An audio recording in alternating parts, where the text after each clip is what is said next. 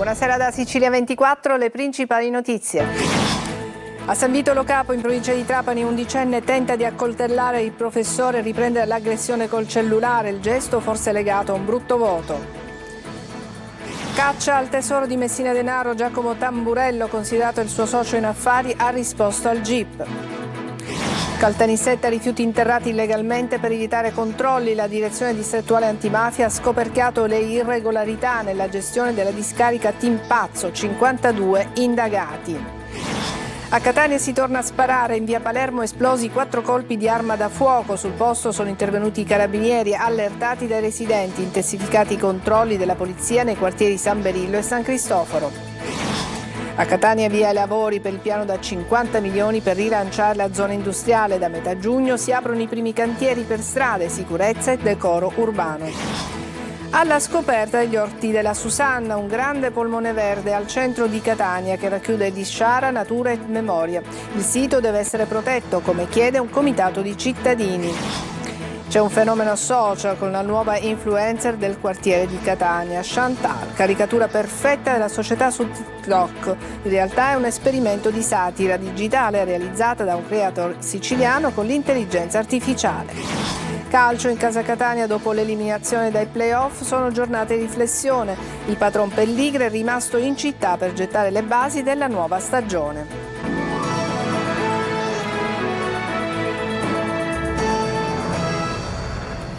Bentrovati, la cronaca ci porta a San Vito Lo Capo in provincia di Trapani. La comunità è sotto shock per quanto accaduto in un istituto scolastico. Un alunno di 11 anni si è presentato a scuola con un coltello da cucina e ha ferito un insegnante che voleva disarmarlo. Sull'aggressione, pare dovuta a un brutto voto ricevuto dal ragazzino, stanno indagando i carabinieri coordinati alla Procura dei Minori di Palermo, che vogliono anche capire se c'è stata anche premeditazione. Laura Spanò.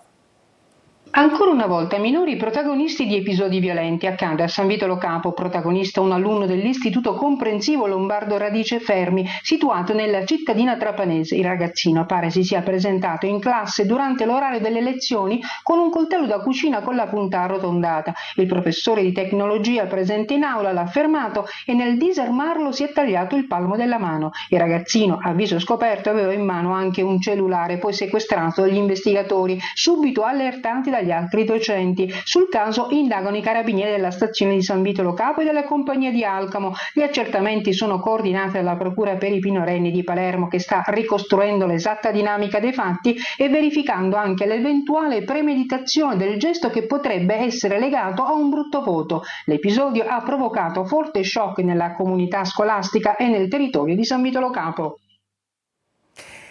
Il tesoro di Matteo Messina Denaro legato anche al traffico internazionale di stupefacenti. Tamburello, considerato il suo socio in affari, oggi è stato interrogato ai magistrati e ha risposto alle loro domande. Laura Spanò.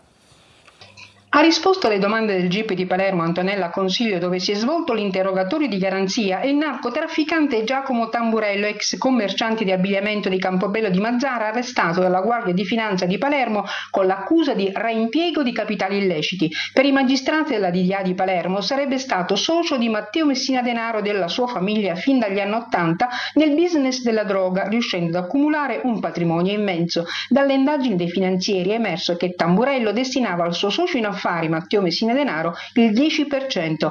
La Guardia di Finanza gli ha sequestrato beni immobili, società, disponibilità finanziarie per 200 milioni di euro, che sarebbero però solo una parte del tesoro accumulato in latitanza da Matteo Messina Denaro. Tamburello, che ha già scontato diverse condanne per traffico di droga in Spagna e in Italia e che per motivi di salute era agli arresti domiciliari a casa della madre a Campobello di Mazzara, ha preferito non avvalersi della facoltà di non rispondere. Nell'inchiesta sul tesoro del boss deceduto sono rimasti coinvolti anche l'ex moglie Maria Antonina Bruno e il figlio Luca, arrestati ieri a Malaga, Spagna, con le medesime accuse.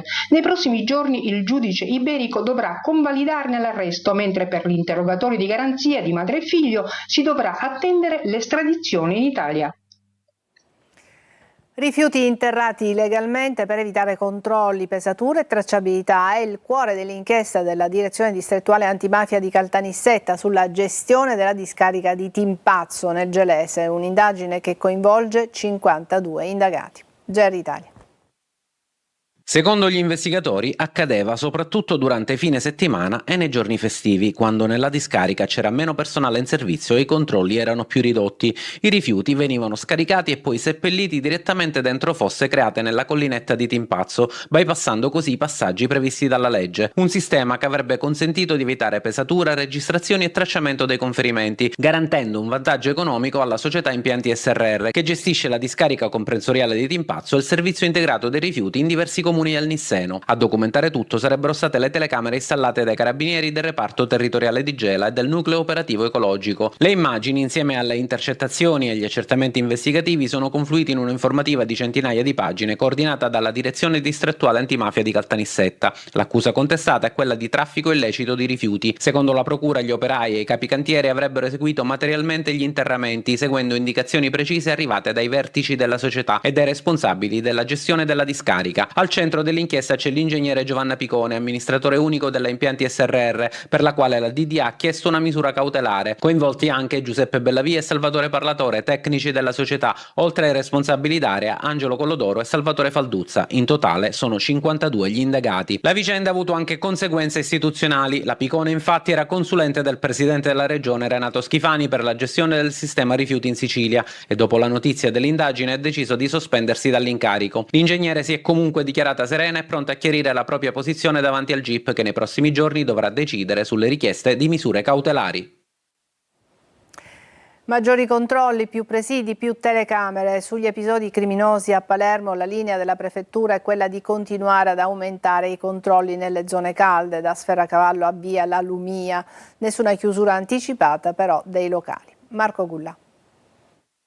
Sferacavallo, Villa Grazia di Carini, via La Lumia. Gli ultimi episodi criminosi fanno ripiombare Palermo nella paura. Ieri proprio a Sferacavallo la seduta della Commissione regionale antimafia. Lo Stato è presente e contrasta Cosa Nostra, un paradigma per imprenditori, associazioni e antimafia. Mi pare che c'è la consapevolezza che bisogna reagire in maniera corale.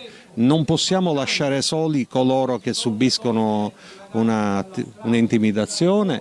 Ed è questo il messaggio importante, nel senso di dire che la Sicilia non può essere indifferente. Dopo la sparatoria di via La Lumia invece è stata scongiurata la chiusura anticipata dei locali come possibile soluzione per arginare il fenomeno della malamovida. Dopo alcuni incontri in prefettura saranno aumentate le telecamere di videosorveglianza e i presidi delle forze dell'ordine anche nelle zone limitrofe. Si è passati dalla preventivata chiusura anticipata e devo dire che qui le forze dell'ordine e l'amministrazione hanno subito compreso quelle che erano le nostre richieste ad una serie di misure aggiuntive ma comunque di grande impatto, come per esempio quella del divieto del consumo di alcolici sulle pubbliche vie e un impegno su una maggiore attenzione a quelle che sono le zone a vigilanza rafforzata. Ancora spari a Catania, l'ultimo episodio è avvenuto in via Palermo dove alcuni colpi di pistola hanno fatto scattare l'intervento dei carabinieri, ma non è un caso isolato. Da San Cristoforo a Librino, passando per San Giorgio e Mister Bianco, è lunghissima la scia di intimidazioni che preoccupa la città. Desiree Ferlito. A Catania si spara ancora. Stavolta le pistolettate sono state esplose in via Palermo, nella zona vicina all'ospedale Garibaldinesima. A lanciare l'allarme intorno alle 22:30 i residenti che hanno allertato le forze dell'ordine. Sull'asfalto sono stati recuperati e sequestrati 4 bossoli calibro 9. Al momento non risultano feriti, ma gli investigatori stanno cercando di capire se si sia trattato di un'intimidazione, di un regolamento di conti o dell'epilogo di una lite degenerata, acquisendo le immagini dei sistemi di videosorveglianza presenti nella zona e ascoltando eventuali testimoni che potrebbero aver assistito alla scena o notato movimenti sospetti pochi minuti prima degli spari. Un nuovo episodio che si inserisce in una lunga scia di spari e violenza che attraversa diversi quartieri del capoluogo etneo e l'Interland. Nella notte tra il 19 e il 20 maggio a Lineri, frazione di Mister Bianco, 2 persone a bordo di scooter avrebbero aperto il fuoco, colpendo alcune auto parcheggiate. E ancora a San Giorgio, dove ad aprile sono stati esplosi 13 colpi contro una palazzina, in quello che gli investigatori non escludono possa essere stato un gesto intimidatorio. Tra gli episodi più gravi anche quello di Via della Concordia, nel cuore di San Cristoforo, dove una lite davanti a una barberia è degenerata in sparatoria. Un fatto che ha portato anche a un fermo. Un'escalation che preoccupa cittadini e forze dell'ordine. Gli investigatori continuano a lavorare scandagliando immagini di videosorveglianza, testimonianze e rilievi balistici per cercare di fermare una spirale di violenza che preoccupa. Controlli a tappeto della Polizia di Catania nei quartieri San Berillo e San Cristoforo, droga, furti di energia elettrica e strutture abusive. Sentiamo Eva Spampinato. Blitz della polizia nei quartieri più difficili di Catania, da San Berillo a San Cristoforo, controlli a tappeto contro droga, abusivismo e furti d'energia. A San Berillo gli agenti hanno sequestrato diverse dosi di stupefacenti nascoste tra i muri in pietra lavica delle viuzze del quartiere. In via Carro, nell'area dei cantieri edili, identificate 35 persone, molte straniere. Una è risultata irregolare sul territorio nazionale. Scattata anche una maxi operazione di bonifica e pulizia straordinaria con l'intervento degli operatori della Gema. I controlli si sono spostati poi a San Cristoforo, dove un pusher di 27 anni è stato arrestato. In casa aveva hashish, marijuana e cocaina. Decisivo il fiuto dei cani antidroga, che ha permesso di scoprire il nascondiglio segreto. Nel mirino anche gli allacci abusivi. 3 famiglie avrebbero manomesso gli impianti elettrici per ottenere energia gratis, mentre in altri 2 casi sarebbero stati scoperti prelievi illeciti di acqua. Infine, in via della Concordia, rimosse 2 strutture abusive per la vendita di fiori, sequestrati 500 kg di ortofrutta senza tracciabilità e scoperta anche una sala giochi abusiva. Incidente stradale all'incrocio tra via Salemme e via Rosario Ballatore a Mazzara del Vallo. Un'auto si è scontrata con uno scuolabusso che viaggiava in direzione Borgata Costiera. A bordo del bus, oltre all'autista, dei bambini del plesso Santa Gemma Boscarino Pirandello e 2 assistenti. 19 in tutto i feriti, 14 bambini e 5 adulti. Tutti sono stati medicati all'ospedale di Mazzara del Vallo. 2 alunni sono stati trasferiti all'ospedale dei bambini di Palermo, uno per una frattura al polso e l'altro per un trauma addominale. Il 51enne alla guida dell'auto era senza patente e senza copertura assicurativa. Era a bordo con la moglie e i figli. L'uomo adesso è ricoverato in ospedale. E a Catania via i lavori per il piano da 50 milioni per rilanciare la zona industriale. Da metà giugno si aprono i primi cantieri per strade, sicurezza e decoro urbano. Roberta Lunghi.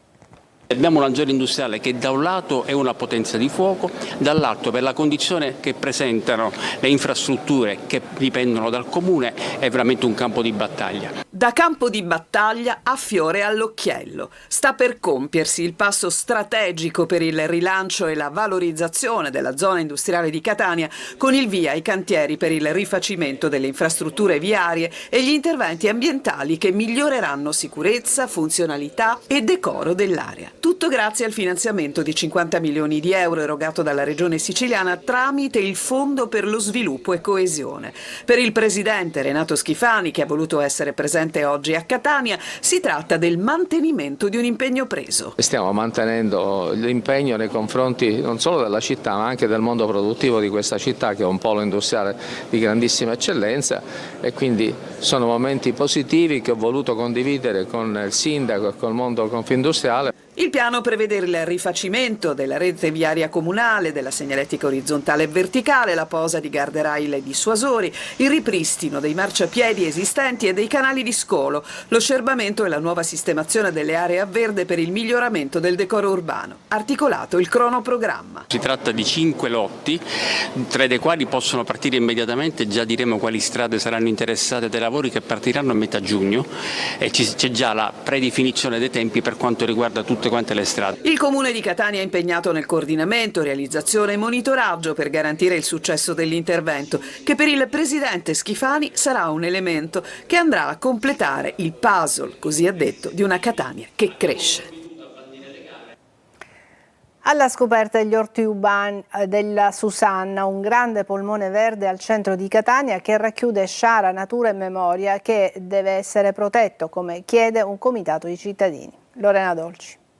Quel puntino che volteggia lassù è una poiana e questi sono i resti del suo pasto, un povero colombo. No, non siamo in mezzo ai boschi dell'Etna, ma al centro di Catania, quartiere Cibali. Il territorio di caccia è questo polmone verde di 18 ettari, gli orti della Susanna.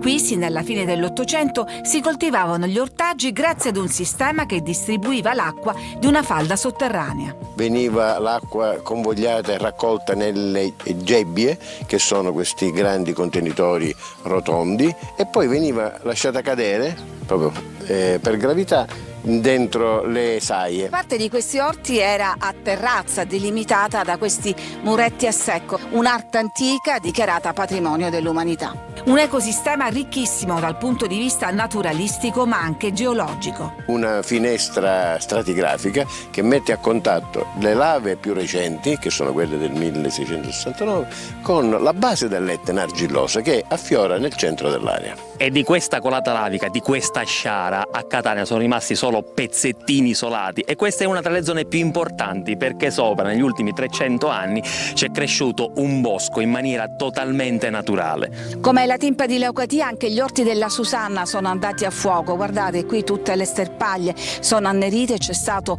1 giorno e mezzo di lavoro dei vigili del fuoco per spegnere le fiamme. Da tempo un comitato studia l'area e propone la difesa di questa oasi nel cemento che racchiude sciara, natura e memoria, come una cava di ghiara. Quando voi a Catania vedete quei classici palazzi con le facciate rossastre, quella è tutta la terra rossa a ghiara estratta sotto le colate laviche dell'Etna. Tra il progetto di un importante asse viario che dovrebbe attraversare questo snodo, cittadini, associazioni, università chiedono di realizzare invece un parco urbano. Chiediamo che questa area, questi orti, diventino un patrimonio pubblico. Il Comune di Catania ha già avanzato una proposta di acquisto ai proprietari, il consorzio Centro Direzionale Cibali, che da 40 milioni è sceso a 4. Adesso una breve pausa, tra poco.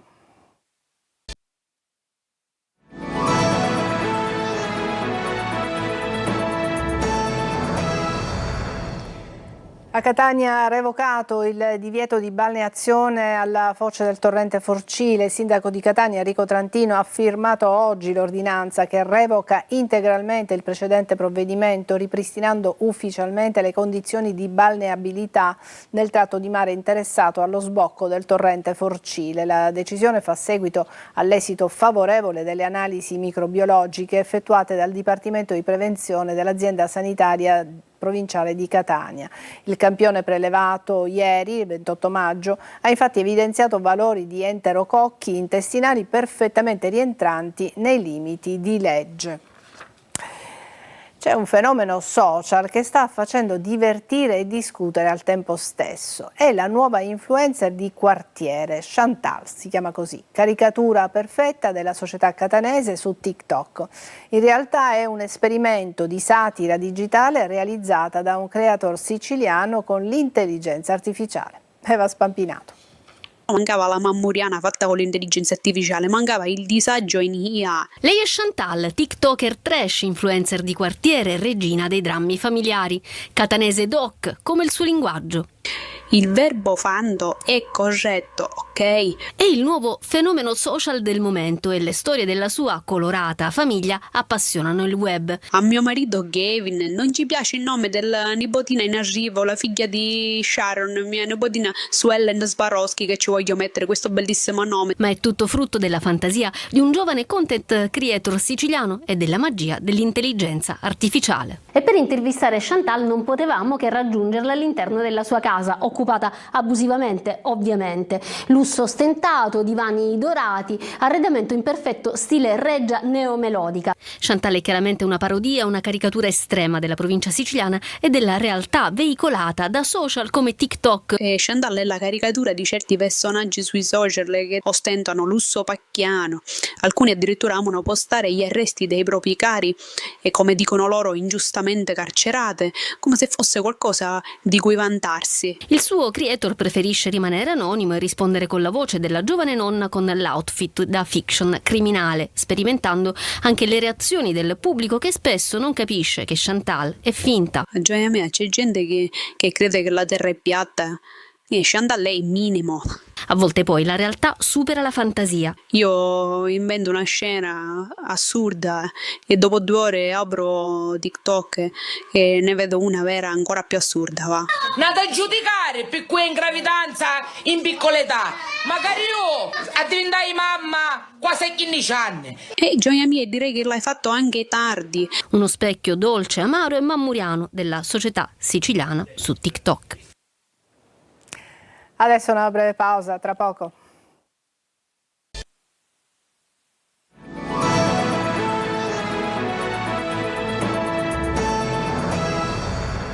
Parliamo adesso di calcio. In casa Catania, dopo l'ennesimo fallimento, sono giornate di riflessione. Pelligra è rimasto in città, serve dare una linea per non ripetere gli stessi errori. Marco Carli. L'Ascoli, in fin dei conti, ha dato al Catania lezioni di coraggio, precisa identità tattica, scelte adeguate, ruoli definiti, programmazione. Andrà in B o meno, questo patrimonio non si perderà, mentre degli ultimi 3 anni del Catania, tranne la casa, Torre del Grifo, resta poco, se non il gruppo di giocatori, la maggior parte dei quali sotto contratto. Se di qualcuno o di tanti ci si vorrà privare, visti i compensi da squadra top, si dovrà incidere ancora sulle casse.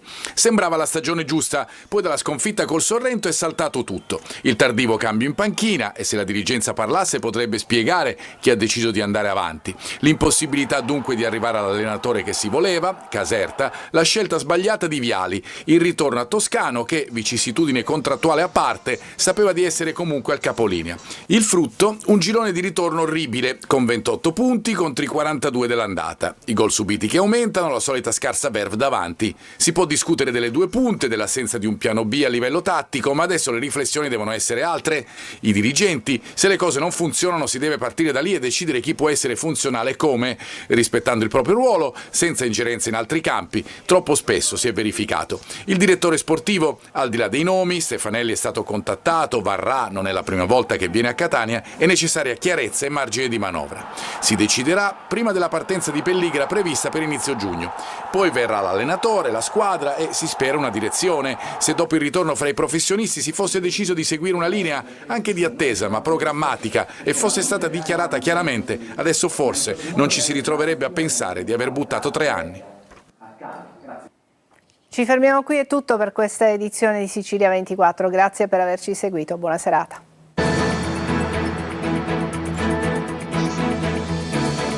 Entra nel mondo dell'informazione con l'app Sicilia Web.